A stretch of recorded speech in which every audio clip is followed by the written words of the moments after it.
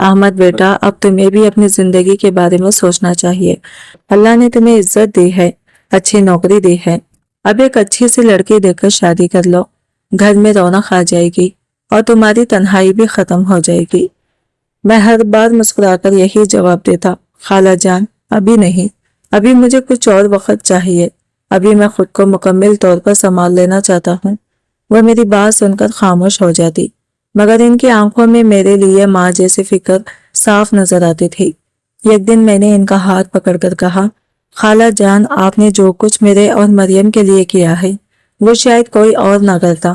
جب سب رشتے دور ہو گئے تھے تب آپ ہمارے ساتھ کھڑے رہے، میرے لیے آپ صرف خالہ نہیں ماں جیسی ہیں۔ یہ سن کر ان کی آنکھوں میں نمی ہو گئی۔ حقیقت بھی یہی تھی، ہمارے مشکل دنوں میں اگر کسی نے ہمارا ہاتھ نہیں چھوڑا تھا تو وہ خالہ تھی۔ انہوں نے مریم کو اپنی بیٹیوں کی طرح پالا اور مجھے ہمیشہ حوصلہ دیا۔ تب مجھے یقین ہو گیا تھا کہ لوگ درست کہتے ہیں، خالہ واقعی ماں جیسی ہوتی ہے۔ وقت کے ساتھ میری زندگی میں استحکام آنا شروع ہو گیا۔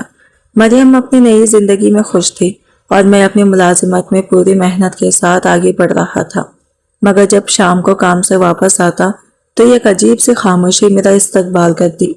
یہ خالی گھر، خالی کمرے اور دیواروں پر پھیلی تنہائی اکثر میرے دل کو چبھتی تھی۔ کبھی کبھی رات کے وقت مجھے یوں محسوس ہوتا جیسے زندگی کی ساری کامیابیاں کے باوجود میرے اندر کوئی خلا اب بھی باقی ہے۔ شاید اللہ نے میری مسلسل جدوجہد دیکھ لی تھی۔ وہ لڑکا جو کبھی اسکول کی کینٹین میں کام کرتا تھا، جو راتوں کو جا کر پڑھتا تھا، جو کئی بار جوتے بدلنے کے لیے بھی پیسے نہ رکھتا تھا، اب ایک بڑے اسلامی بینک میں اہم عہدے پر فائز تھا۔ میں نے اپنی محنت، دیانتداری اور لگن سے سب کا اعتماد حاصل کر لیا تھا۔ پہلے ترقی ملی، پھر مزید ذمہ داریاں، اور دیکھتے ہی دیکھتے میں یہ اعلیٰ منصب تک پہنچ گیا۔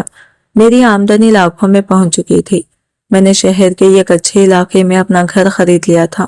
وہ گھر بڑا تو نہیں تھا مگر اس میں سکون تھا۔ کھڑکیوں سے آنے والی ٹھنڈی ہوا مجھے اکثر ماضی کی یاد دلا دیتی تھی۔ میرے پاس اپنی گاڑی تھی جو ہر صبح مجھے دفتر لے جاتی اور شام کو واپس گھر چھوڑ دیتی۔ دفتر میں میرا اپنا کمرہ تھا جہاں آرام دہ ماحول میں بیٹھ کر میں فیصلے کرتا اور لوگوں کے مسائل سنتا۔ بعض اوقات جب میں آئینے کے سامنے کھڑا ہوتا تو خود کو پہچاننے میں چند لمحے لگ جاتے۔ میری نظروں کے سامنے وہی پرانا احمد آ جاتا جو کبھی کینٹین میں کھانا گرم کیا کرتا تھا، جو لوگوں کے بچے ہوئے برتن صاف کرتا تھا اور رات کو تھکن سے چور ہو کر کتابیں کھول لیتا تھا۔ پھر میں موجود زندگی کو دیکھتا تو دل اللہ کے شکر سے بھر جاتا۔